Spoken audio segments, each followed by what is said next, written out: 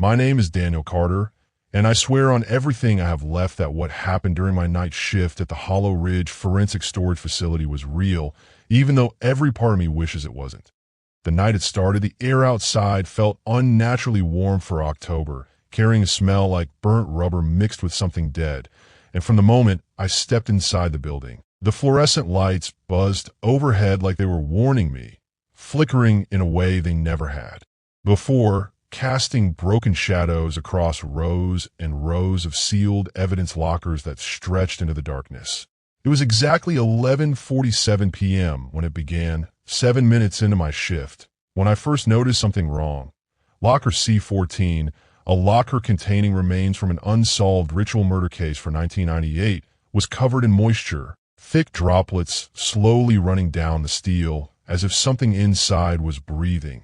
And when I leaned closer, there was a faint tapping from the other side, like a fingernail dragging gently across metal. I stepped back immediately because no organic matter stored in that locker had been conscious for 26 years, yet the tapping continued, slow and deliberate, like a polite knock from something with patience older than the building itself. And as I stared, the tapping stopped abruptly, followed by a whisper leaking from the tiny vent on the door, a whisper using my name. Danny. Open it. Except nobody alive in the building knew me well enough to call me Danny, but the voice sounded exactly like my father, who died 8 years ago in a car fire. And the second I heard his voice, the lights of the entire hallway went out, plunging everything into pitch darkness, so thick it felt like cloth being pressed over my face. I turn on my flashlight, but its beam barely cut through the dark, more like a dim candle. And that's when I saw it at the end of the hallway. Something tall, pale, and wrong, its limbs too long, its body shaking as if glitching between two frames of reality, its head tilted so far sideways it looked broken, and the worst part was the sound it made. No footsteps, no breathing, just a soft, wet clicking sound like teeth biting gently together over and over. And as it moved closer, the light above it flickered once, showing its face. If you could call it face. Smooth and stretched like melted wax, the mouth carved into a permanent grin that split open wider when it saw me. I ran toward the security office at the front of the building, but halfway there, something grabbed my shirt from behind. Not like a hand, but like cold fingers sliding beneath the fabric, pulling gently at first, then violently, yanking me backward with a strength impossible for anything human. I fell hard, hitting the concrete, and when I turned around, nobody was there, only the faint shape of something retreating into the dark, dragging its fingers across the floor with a sound like nails across wet stone.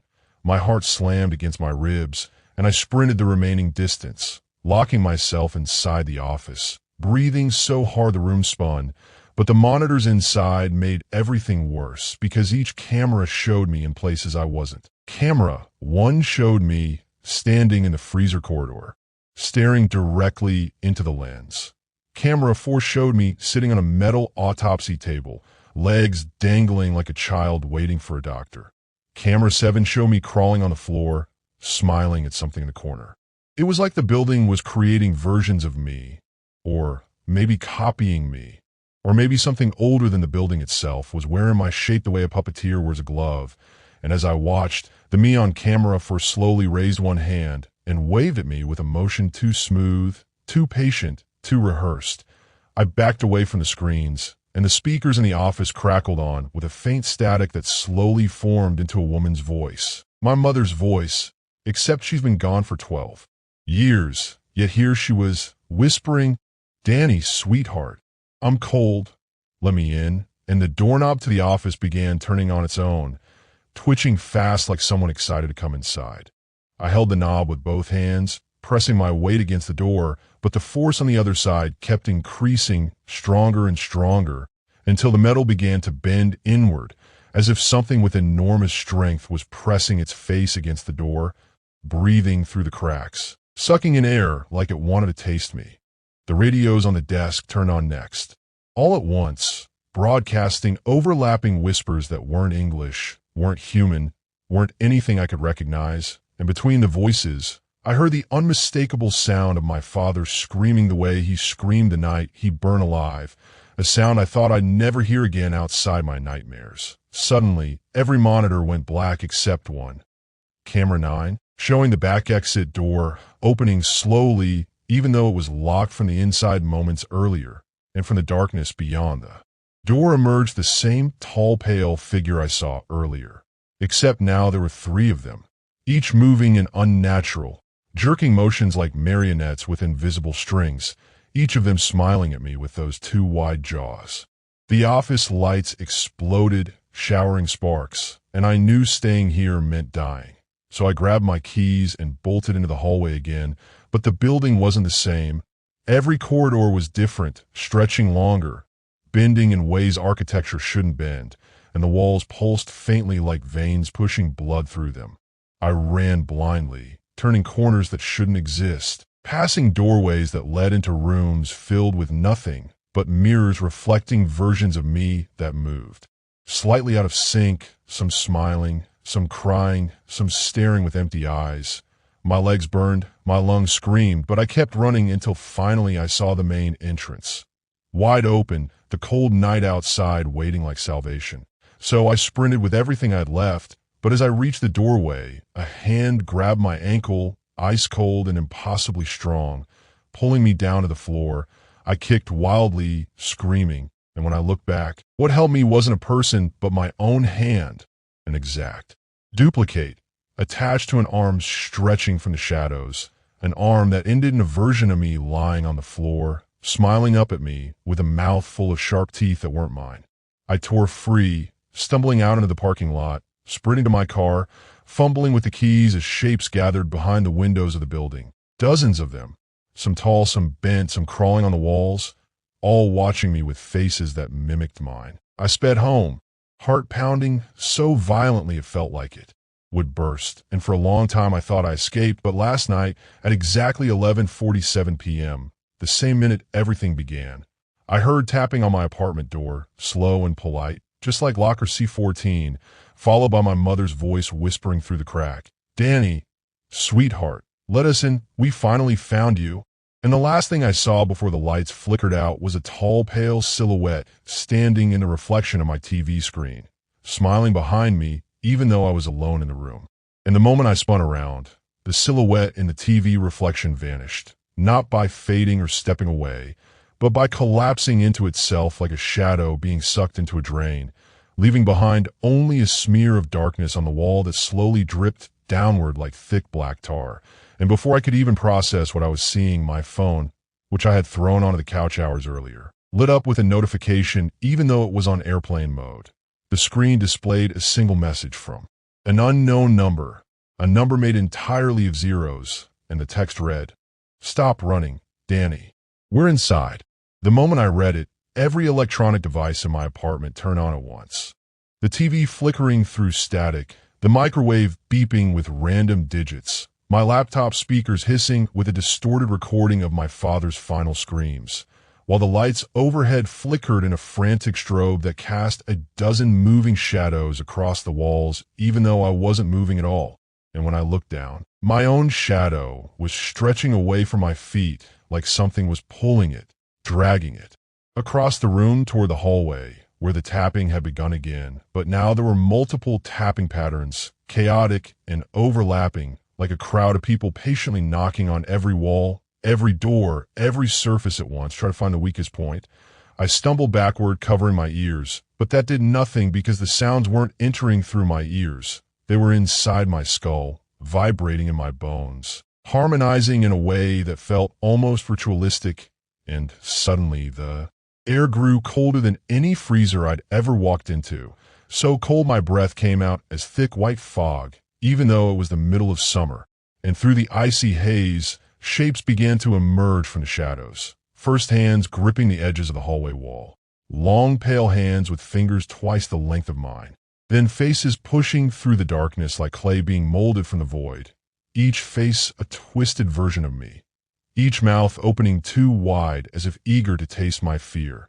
I backed into the corner of the living room, and the tallest version of me, its neck bent so severely its head rested sideways on its own shoulder, stepped fully into view, its chest expanding and collapsing in slow, unnatural breaths. each inhalation producing a clicking sound like bones snapping underwater. And when it spoke, its voice was not my voice, but a combination of every voice I had ever loved, blended into one horrific chorus that whispered, "You left us there, Danny. You left us in the dark, but we remembered you," as it lifted its arm, pointing at me with a trembling finger that seemed to grow longer the closer it came, stretching toward my face like a living needle. I grabbed the nearest object, a heavy glass trophy I'd won in high school, and hurled it at the creature, but the moment it struck, the figure didn't flinch, didn't react. Instead, it absorbed the trophy, the glass sinking into its skin like it was being swallowed by mud, and the creature smiled with my own face as if mocking me for even trying. Suddenly, the apartment floor trembled violently, and one by one, the overhead lights exploded in perfect sequence down the hallway, showering sparks that froze midair as though time itself were slowing down. And in that frozen shower of broken light, I saw the impossible, my father standing at the end of the hall, exactly as he looked the day before he died, except his skin was charred black, melted in places, his eyes milky white, and yet his burnt lips moved softly as he whispered, "Why didn't you save me, son?"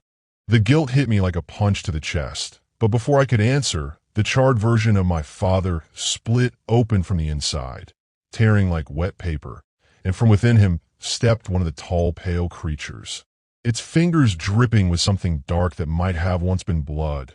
Panic surged through me, my mind screaming for escape, and I bolted for the front door, but the door, my only exit, was covered in dozens of pale hands pressing outward from the other side, stretching the wood like rubber, each hand clawing, grasping, gripping as if desperate to drag themselves inside the moment I unlocked it.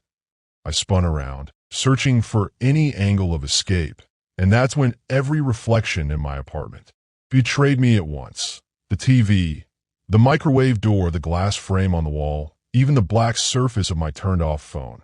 They all showed the same horrifying image. Me standing right behind myself, smiling with teeth that weren't mine, lifting a single finger to my neck as if tracing where a cut should go. I froze, unable to breathe, and in the reflection the other me leaned close to my ear and mouthed words my real ears somehow heard. "It's time to come back to the building. Danny, we're not finished collecting you." And before I could turn around to see if it was actually there, every electronic device went dead at the same time, plunging the apartment into pure darkness, complete, absolute, suffocating black, where the only thing I could hear was the sound of my own heartbeat, and then another heartbeat behind it, faster, heavier, and getting closer and closer and closer. And as that second heartbeat grew, so close it felt like it was vibrating against the back of my spine. Something warm dripped on my shoulder, a single thick drop that slid slowly down my neck like melted wax. And when I reached up with trembling fingers to touch it, the liquid wasn't water. It was dark, sticky, and carried a coppery smell so strong it made my stomach twist. And before I even processed the horror of it, a voice whispered directly into my right ear, close enough that I felt the breath against my skin. "Don't turn around." But the whisper wasn't threatening. It was warning, terrified, like the voice itself was afraid of whatever stood behind me. And that was somehow worse. My whole body locked in place, every muscle tightening as something long and cold brushed against the back of my arm, tracing a slow line down to my wrist, like an icy finger mapping the veins beneath my skin. And the moment it reached my hand, the darkness around me shifted, not fading, not moving, but breathing, as if the entire apartment were. Inhaling and exhaling with a slow, rhythmic pulse. And within that living darkness, shapes moved, tall, thin silhouettes gliding just out of reach, circling me like predators studying their prey. Suddenly, the floor beneath my feet softened, sagging slightly, and when I looked down, I saw faint impressions pushing upward from under the floorboards, as if hands, dozens of hands, were pressing from below, trying to break through, their fingers spreading the wood grain like clay. I stumbled backward, my heel catching on something soft, and when I looked down, my heart nearly stopped, because lying on the floor was my own body, eyes open, staring upward with a frozen expression of pure terror, mouth stretched into a silent scream, and as I watched, The chest of the body rose and fell with slow, shallow breaths that weren't mine, breathing in a rhythm opposite to my own, like a mirrored version of life.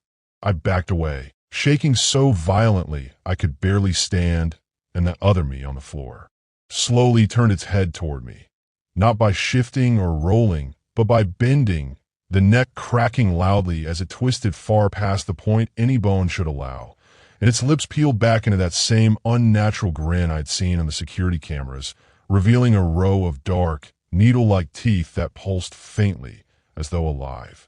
"You can't keep running, Danny," it whispered in a voice that wasn't sound but vibration, resonating directly in my skull. "You brought us home when you looked into the dark, you opened the door." And before I could react, the floorboards split open beneath the corpse, and pale skeletal hands shot upward, dragging the duplicate me downward into the void with impossible force. The wood snapping like dried twigs as the imitation was swallowed whole by the darkness below. I stumbled backward into the wall, gasping for breath, and the entire apartment went silent. No breathing, no tapping, no whispers, only a suffocating stillness, so heavy it choked me with dread, and then, in that silence, my doorbell rang. One single, perfectly normal chime, cheerful and bright, cutting through the gloom like it didn't belong in this world at all. My shaking hand reached for the door without my permission, as if pulled by strings, and the doorbell rang again, longer this time, the tone stretching unnaturally low toward the end, and when I finally touched the doorknob, the metal was warm, too warm, like skin touched by fever, and from the other side of the door, a voice spoke softly, almost gently. "Danny, open up. It's just me." And the moment I heard it, every nerve in my body froze, because the voice wasn't my mother, wasn't my father, wasn't any creature from the building. It was me, my exact voice, speaking with a calmness I didn't feel, saying, "Let's finish what you started." And as the last word echoed, the peephole darkened completely, a shadow blocking it from the outside, and something enormous leaned close enough to fill the entire view, tapping once on the door, slow, patient, confident before, whispering, "We're waiting," while the heartbeat behind me stopped pretending and pressed itself against my back, its icy chest rising and falling against mine, breathing in perfect sync with the darkness that had followed me home. And the moment I blinked, the thing standing in the center of the room turned its head toward me, slowly, almost thoughtfully, as if it hadn't expected me to survive this long. And in that horrible stillness, I realized something even worse. The creature wasn't alone anymore. Dozens of shapes were now peeling themselves out from behind the stacked boxes and broken shelves, as if they had been pressed into the darkness waiting for a signal, their fingers scraping softly against the concrete floor. Like dry leaves. I could smell them now, a rot so old it felt like it came from inside the earth itself. And when they all tilted their heads in the same unnatural angle, I understood that the hive-like movement I saw earlier wasn't random. It was rhythmic, synchronized, a kind of silent communication that passed between them with each twitch of their limbs. My legs trembled so violently, I nearly collapsed, but some instinct, pure survival, nothing more, forced me backward, inch by inch, while the shadows crowded tighter, forming a semicircle around me, their pale faces flickering like glitching reflections. One of them stepped forward, taller than the others, its spine arched so far backward I could hear the cracked bones stretching, and as it approached I could finally see its eyes, hollow, vast, shimmering with a darkness that pulled at the edges of my vision like gravity. It didn't speak with a voice. Instead, a low vibration rolled through the warehouse floor, through my shoes, into my bones, making my heart stumble in my chest as if trying to match the rhythm. The lights above flickered, then steadied, flickered again, each pulse brighter than the last, revealing grotesque details in bursts. A jaw hinged too wide, nails that were more like splintered bone, skin stretched thin over something that wasn't quite human beneath. I bolted before I even realized I was moving, sprinting toward the exit door, even though I knew it was nearly 100 feet away, my breath burning in my throat, my heartbeat so loud it drowned out the humming vibration, until suddenly the humming stopped. The silence hit like a punch.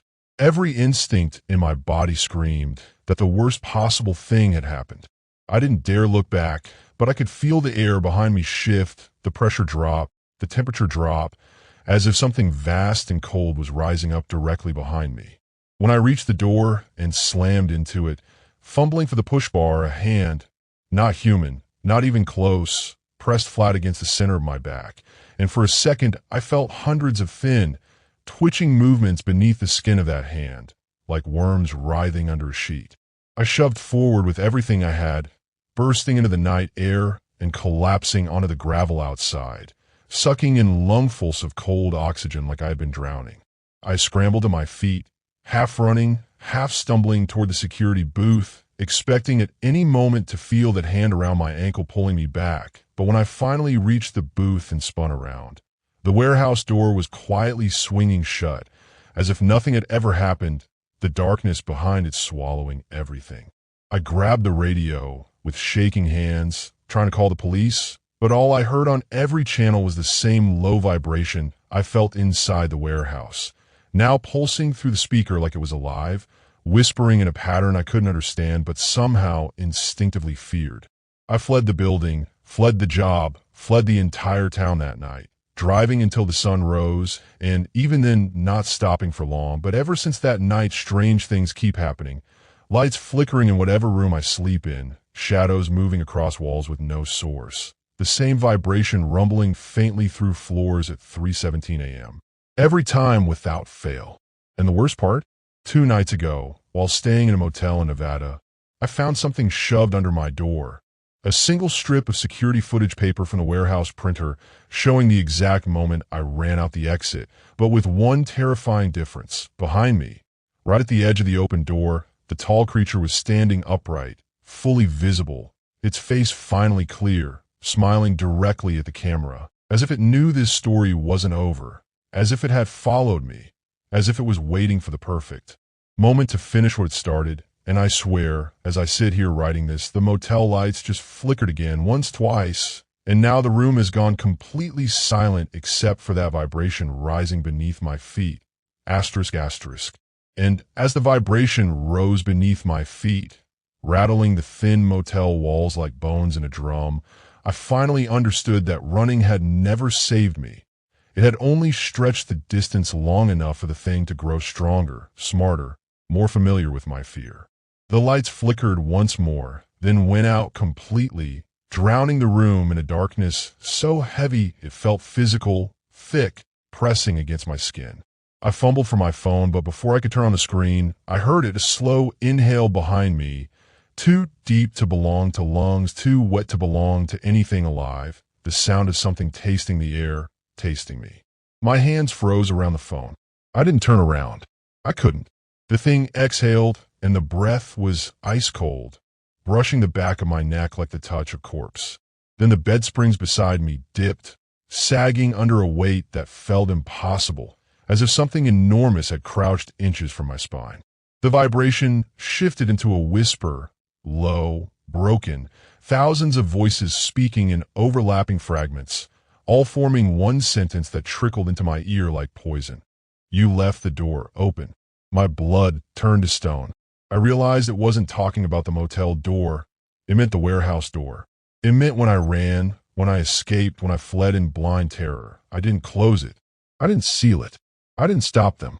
And when the room lit up for a split second from a flash of lightning outside, I saw the truth reflected in the black TV screen across from me. Not one creature. Not dozens, but hundreds, their elongated bodies filling every corner of the room behind me, stacked against the ceiling, pressed along the walls, their pale faces blooming out of the darkness like rotting flowers, each one smiling with the same predator's grin. Something touched my shoulder, gently, almost comfortingly, and the whisper returned, softer, mocking, hungry. We followed the open door. My scream never made it out. The shadows collapsed onto me all at once, a tidal wave of cold limbs and needle-like fingers dragging me backward through the darkness, pulling me into the bed, into the wall, into a space that shouldn't exist. My last breath tore from my throat as the world folded in on itself, and the motel room vanished, replaced by the familiar concrete floor of the warehouse. The same broken shelves, the same flickering light far above me. Except now the door, the exit I once escaped through, was gone. Bricked over, sealed, as if it had never been there at all. And the creatures circled around me, hundreds of them, moving in that slow, rhythmic hive motion, vibrating the floor in perfect unison, their voices rising into a single impossible sentence that echoed through the dark, sealing my fate with a truth more horrifying than death. We don't let anything leave twice.